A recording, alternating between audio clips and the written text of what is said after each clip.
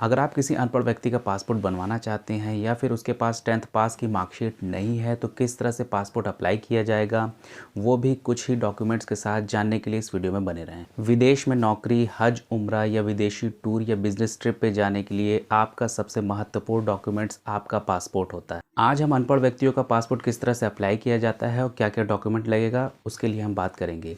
अगर नॉर्मल व्यक्ति जो पढ़ा लिखा है उसका पासपोर्ट कैसे अप्लाई किया जाता है उसके लिए मैंने लास्ट में एक वीडियो अपलोड कर रखी है। वो वीडियो देखना चाहते हैं तो आई बटन प्रेस करके वो वीडियो देख सकते हैं। अनपढ़ व्यक्तियों का पासपोर्ट अप्लाई करते समय आपके मन में डॉक्यूमेंट से रिलेटेड कुछ सवाल आते होंगे। उन सभी सवालों का जवाब अगर आप जानना चाहते हैं तो इस वीडियो में आगे बने रहें। सबसे पहले बात करते हैं कि अनपढ़ व्यक्ति पासपोर्ट के पॉइंट ऑफ व्यू से कौन कहलाता है। वे व्यक्ति जो 9 या 9 से नीचे तक ही पढ़े लिखे हैं और उनके पास 10th पास की मार्कशीट नहीं है, वे व्यक्ति पासपोर्ट के पॉइंट ऑफ व्यू से अनपढ़ कहलाते हैं। जो व्यक्ति 10th पास का रिजल्ट नहीं लगाते उन्हें immigration check required printed passport issue किया जाता है। अब बात करते हैं डॉक्यूमेंट्स के बारे में। तो सबसे पहले आपको आधार कार्ड लगाना है जो कि आपका आइडेंटिटी प्रूफ और एड्रेस प्रूफ दोनों में काम आएगा।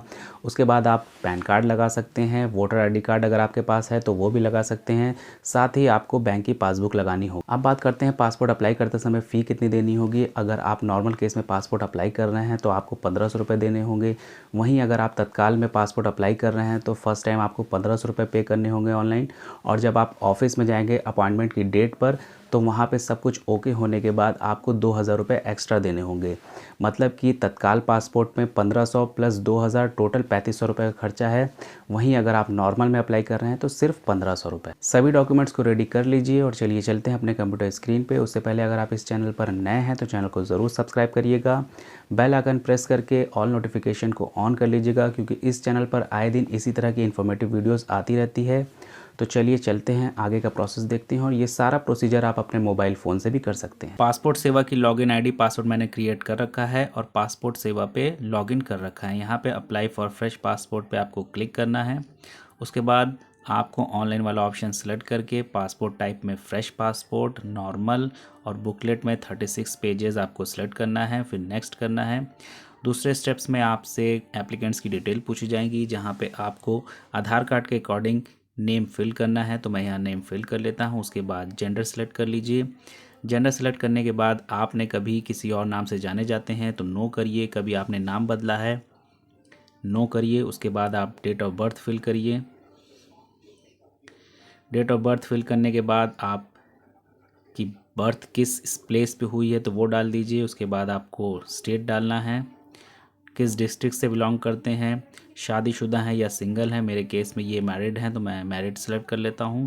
पैन अवेलेबल है इनका तो मैं पैन नंबर भी फिल कर लेता हूँ। अगर आपके पास वोटर कार्ड है तो आप वोटर कार्ड नीचे फिल कर सकते हैं। तो अभी फ़िलहाल मैं पैन नंबर यहाँ फिल करके आगे बढ़ता हूँ। ये काम प्राइवेट जॉब करते हैं तो मैं एम्प्लॉयमेंट टाइप में प्राइवेट सेलेक्ट कर लेता हूँ। उसके बाद नीचे स्क्रॉल करना है। स्क्रॉल करने के बाद यहाँ पे माइनर वाला जो ऑप्शन है इसको आपको नो करना है। एजुकेशनल क्वालिफ़िकेशन में आपको 7th और लेस करना है क्योंकि अनपढ़ पासपोर्ट बना रहे हैं। उसके बाद आपको आधार नंबर जो है उसको देख के सही सही फिल कर लेना है। उसके बाद अग्री टर्म्स एंड कंडीशन और सेव कर लेना है। तो यहाँ तक का आपका फॉर्म अभी तक का सेव हो चुका है। उसके बाद आपको नीचे फिर से इसको यस करना है और नेक्स्ट पेज पे क्लिक करना है। उसके बाद फैमिली डिटेल्स पूछी जाएगी। तो यहाँ पे आप एप्लीकेंट के फादर का नाम, मदर नेम और शादीशुदा होने के केस में स्पाउस का नाम फिल कर सकते हैं। तो पहले मैं यहाँ पे फादर का नेम फिल कर लेता हूँ। उसके बाद मदर नेम,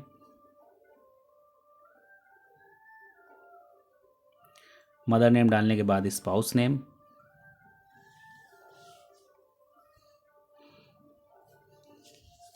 मैंने यहाँ स्पाउस नेम फिल कर लिया। उसके बाद सेव माय डिटेल्स पे क्लिक करके ये पेज भी सेव कर देता हूँ। फिर नेक्स्ट पे क्लिक करता हूँ। उसके बाद प्रेजेंट रेसिडेंशियल एड्रेस डालना है। तो मैं यहाँ जल्दी जल्दी एड्रेस फिल कर लेता हूँ।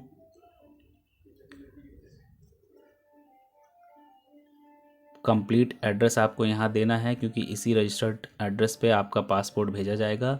आधार कार्ड पे पूरा एड्रेस दिया होता है, उसको सही सही देख के आपको यहाँ फिल करना है।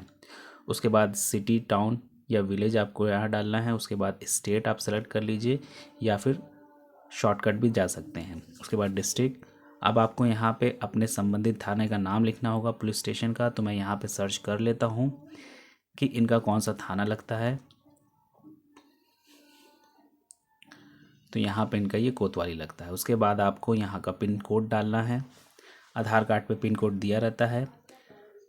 एक रजिस्टर्ड मोबाइल नंबर आपको फिल करना है। तो मैं यहाँ एप्लीकेंट का मोबाइल नंबर डाल लेता हूँ और एक ईमेल आईडी। ईमेल आईडी पे टाइम टू टाइम आपको कम्युनिकेट करते रहा जाएगा पासपोर्ट की तरफ से। ईमेल आईडी डालने के बाद परमानेंट एड्रेस अगर अवेलेबल है तो यस, और जो आपने डाल रखा है वही आपका परमानेंट एड्रेस है तो भी यस। उसके बाद आपको सेव कर लेना है। तो आपकी ये डिटेल भी सेव हो गई है। उसके बाद आपको नेक्स्ट क्लिक करना है। नेक्स्ट करने के बाद आपका इमरजेंसी कॉन्टैक्ट पूछा जाएगा। तो आप यहाँ पे इमरजेंसी कॉन्टैक्ट डाल सकते हैं।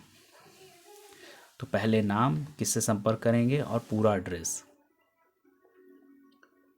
मकान नंबर, स्ट्रीट, सिटी और स्टेट, उसके बाद पिन कोड, कंप्लीट एड्रेस आपको यहाँ फिल करना है और एक अलग मोबाइल नंबर भी डालना है।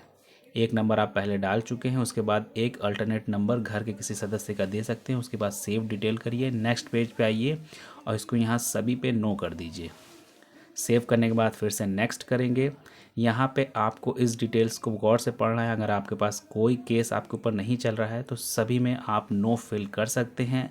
अगर कोई केस पेंडिंग है या कुछ चल रहा है तो यस करके उस केस की डिटेल यहाँ डाली जाती है। तो इस स्टेप्स को बहुत ही ध्यानपूर्वक पढ़ के आप भर सकते हैं। मेरे केस में यहाँ सभी में नो फिल होगा तो मैं यहाँ नो भर लेता हूँ क्योंकि कोई भी केस पेंडिंग नहीं है।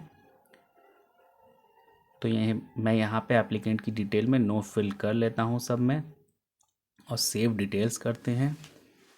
ये स्टेप सेव होने के बाद आपको फिर से नेक्स्ट करना है।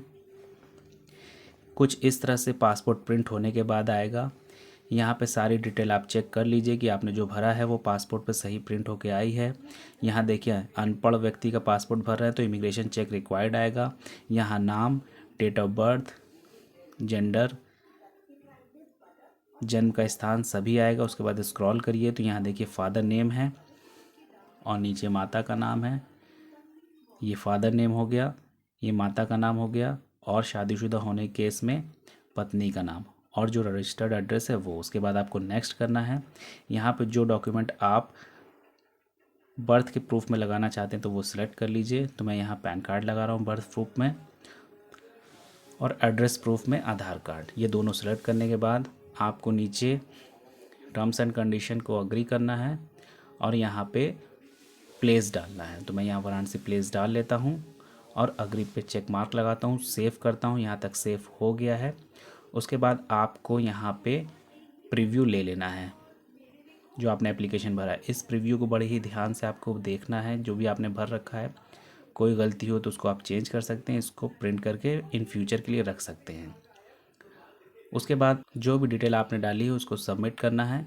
सबमिट करने के बाद आपको 1500 रुपये की पेमेंट करनी है और अपॉइंटमेंट निकालनी है। सक्सेसफुल चालान पेमेंट करने के बाद आपको अपॉइंटमेंट निकालनी होगी। बताई गई अपॉइंटमेंट डेट पे आपको ऑफिस पे प्रेजेंट रहना होगा सभी ओरिजिनल डॉक्यूमेंट्स के साथ।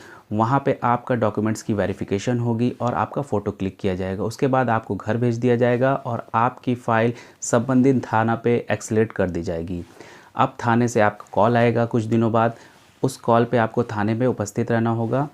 थाने में आपका सारा डॉक्यूमेंट्स की फ़ोटोकॉपी ली जाएगी, आपसे कुछ सवाल किए जाएंगे और आपको घर भेज दिया जाएगा। अब पुलिस वेरिफिकेशन का काम चालू होगा। वहाँ के क्रिमिनल डाटाबेस में आपका रिकॉर्ड चेक किया जाएगा। अगर आपके ऊपर किसी भी तरह का कोई भी क्रिमिनल केस नहीं है तो आपकी ट्रू कॉपी फाइल सबमिट कर दी जाएगी, आपकी रिपोर्ट लगा दी जाएगी पासपोर्ट अथॉरिटी के लिए। वहाँ से आपका पासपोर्ट प्रिंटिंग में चला जाएगा। सब कुछ ओके करने के बाद कुछ ही दिनों में आपका पासपोर्ट आपके पोस्टल एड्रेस पे भेज दिया जाएगा। आपको ये वीडियो कैसे लगी कमेंट बॉक्स में ज़रूर बताइएगा। वीडियो पसंद आने पे लाइक एंड शेयर करिएगा। चैनल पर नए हैं तो चैनल को ज़रूर सब्सक्राइब करिएगा। तो चलिए मिलते हैं नेक्स्ट वीडियो में। Till then good bye.